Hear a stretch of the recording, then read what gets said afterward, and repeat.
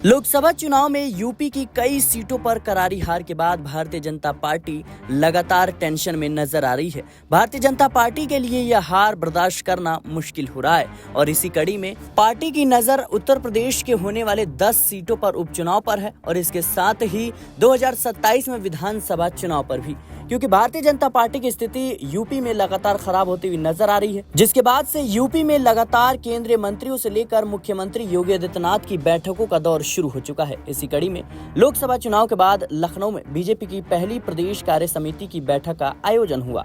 इस दौरान सीएम योगी ने बीजेपी कार्यकर्ताओं को संबोधित किया। उन्होंने कार्यकर्ताओं का उत्साहवर्धन करते हुए कहा कि बैकफुट पर आने की जरूरत नहीं। मुख्यमंत्री ने कहा कि हालिया लोकसभा चुनाव से पहले बीजेपी ने साल 2014, 2019 और साल 2022 के विधानसभा चुनाव में विपक्ष को हराया था। सीएम योगी ने आम चुनाव का जिक्र करते हुए कहा कि इसमें कोई शक नहीं कि जितना वोट परसेंटेज साल 2014, 17 और 22 में बीजेपी के पक्ष में था, साल 2024 में बीजेपी उतना वोट पाने में असफल रही। दरअसल लोकसभा चुनाव में बीजेपी को यूपी में उम्मीद के मुताबिक परिणाम नहीं मिले थे। 80 सीटों वाले राज्य में बीजेपी के खाते में सिर्फ और सिर्फ 33 सीटें हाथ आई।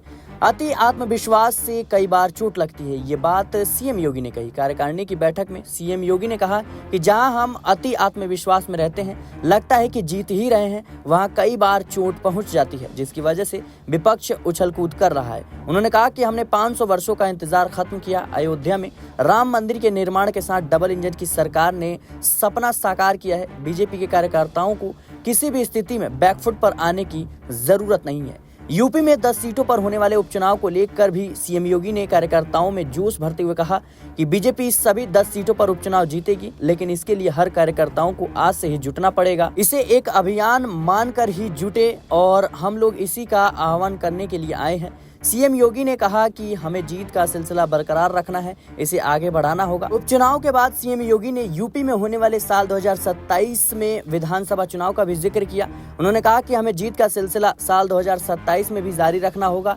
इसके लिए आज से संकल्प लेना होगा।